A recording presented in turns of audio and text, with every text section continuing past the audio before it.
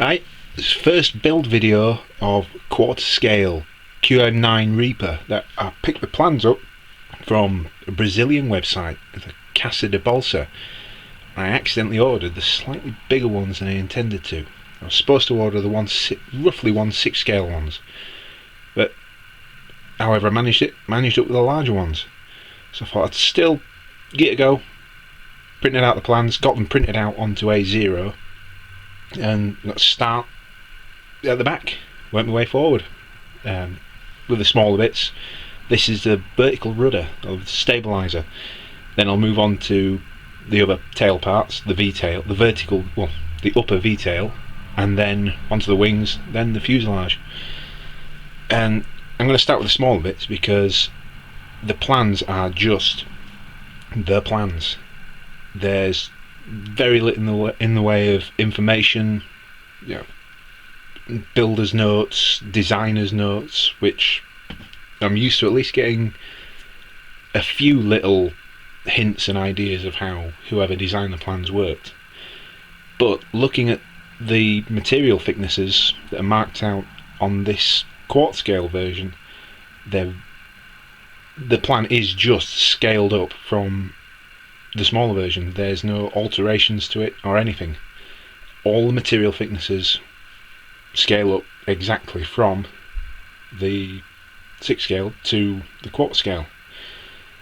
So play it on the safe side, work my way up from the smaller build sections and get onto the big stuff. And it also gives me time to clear space for 2 7-foot wings, because the total wingspan is just over 14 feet, which is bloody big. Although the aircraft itself is not a large, bulky aircraft, the length of it is just short of, I think it's 5'11", just short of 6 foot. The wings are going to be huge.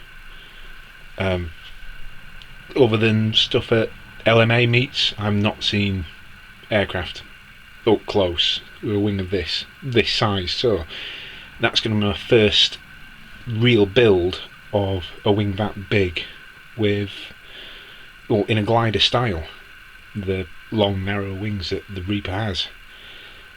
I'm going to try and get as much detail in it as possible. Hopefully a working camera that can be flown FPV, or a second pilot working the forward camera. And really, other than it being electric rather than the suggested 170cc petrol engine, just see what can stick in it, just decide on what I'm going to put in it as we go along, rather than, it's going to be quite a long build rather than smash it together over the space of a few months. So I can take my time, choose what I need, rather than just going out and buying everything all at once and then just having it sat in a corner. Right, back to the tail. I've decided to glue it with tight bond. I've built skateboards out of this stuff. It is stronger than the wood. Maple, mahogany, walnut, oak. It will stick anything to anything, and tight bond 3 and tight bond 2 are as strong as it gets for wood glue. I've seen quite a few builders use this stuff. It's worth it, well worth it, and it also has a really good long working time. So a lot of people use super glue, different sinos, and I'd rather have the working time, pin it, take the time. I'm not trying to knock together an ARTF in a weekend, so there's no rush for how long it takes for it to dry.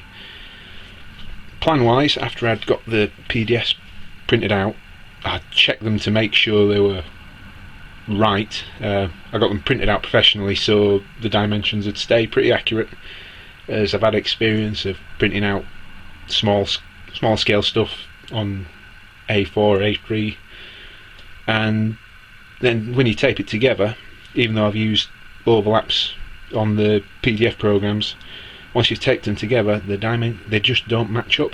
You can have your verticals along here all match up from one sheet to another, then we come to join another sheet, it just doesn't match.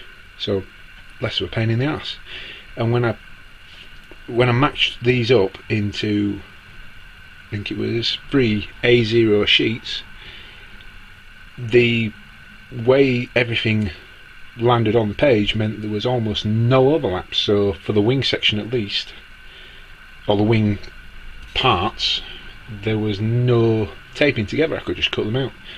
With the fuselage and the actual layout for the main wings, I will have to tape them together, but other than that, yeah, it saves a job.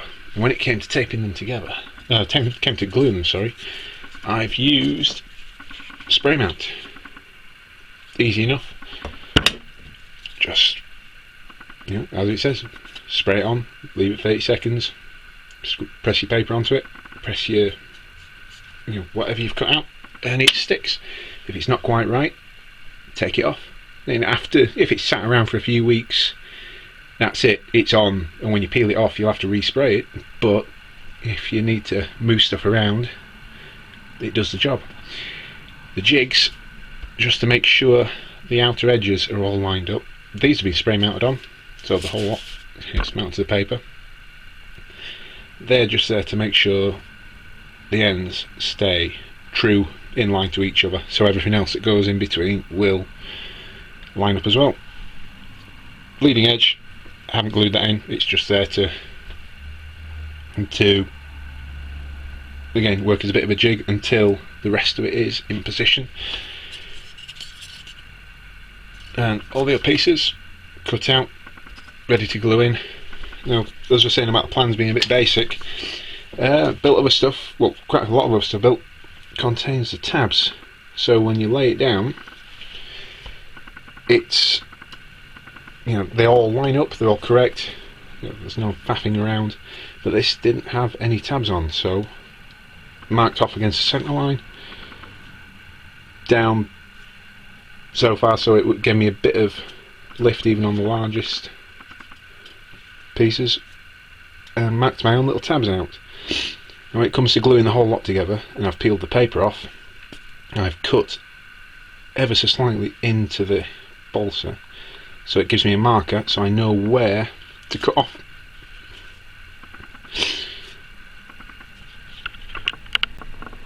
Again, on the subject of the plans being limited, the plans mark out for a hole running down almost all of the ribs, right down to the end, but not through to the very tip.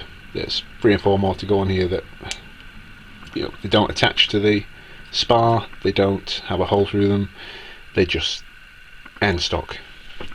Now, just for strength, I'm going to run a carbon rod through there, so it runs right the way through, and it can aid mounting. If you need anything else, you know, a hole for the servo wires to go through, it can, you know, just drill a small hole through the end here. Simple enough. And with it being the vertical tail, although it's not going to be under a lot of stress, I can expect it to be, well, it's the part that protects the rear prop, as all pushers tend to have the vertical to the bottom, with the exception of the first Predator drone, which had both the rudder and the other rear stabilisers down to the rear to help protect the propeller on takeoff. As it lifts up, there's risk of the prop grounding out, you know, smashing against concrete, and that's it, it's not going anywhere. So with this is all going to be balsa, and I'll probably put a thin skin of alley just as a bit of a skid when it takes off, and any impacts it takes will also run through the carbon rod as well.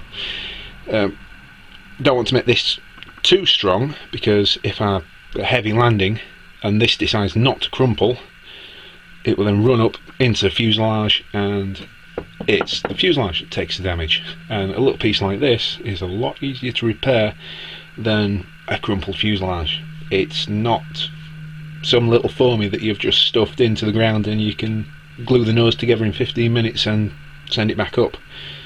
Damaged fuselage will be a lot of work, whereas although I want this to be strong, I don't want it to be too strong that it won't take a little bit of an impact and then pass a force through to the fuselage, or have this take any damage. If it does, you can just, you know, don't take off, you know, just abort the takeoff. Or if it goes up, there's a good chance if it's scraped, it won't be serious damage. But we'll see. We'll, you know, get back to that as we go along. So now, just gonna get along, glue it all together, and let it set.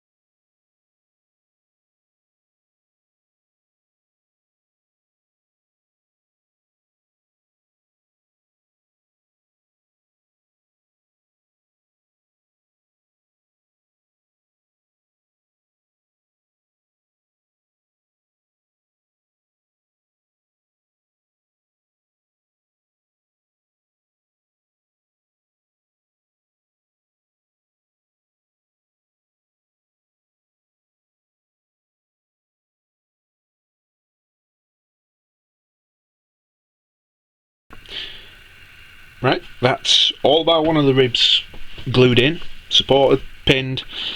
I've placed a tiny bit of spare balsa underneath the leading edge just to bring it up a touch, so the leading edge is sat proud of the ribs by roughly the amount that the skin will be, so it sits flush with the skin when it all goes together. The only rib I haven't put in is rib 3, because I'm going to put a reinforcing piece in around the servo, or where the servo cutout is, as you know, the servo doesn't leave much material, and to be honest, it looks a bit flimsy. I sort of decided this halfway through cutting it out, so cut it out, make sure it fits around the servo. It's nice and snug. The servo itself, when it's all glued in, screwed in, will give it a bit of strength, but there's no arming, then a small piece of light ply just around the back of it, just to give it a bit of reinforcement. It's not going to add a massive amount of weight, and you know, better add a bit of extra weight than a flimsy, weak part of your aircraft. So get this glued in, and you know, just if you want, like and subscribe. You know, there'll be more videos coming up soon, and if you subscribe, you'll get notifications when they come up. Yeah, see you next time.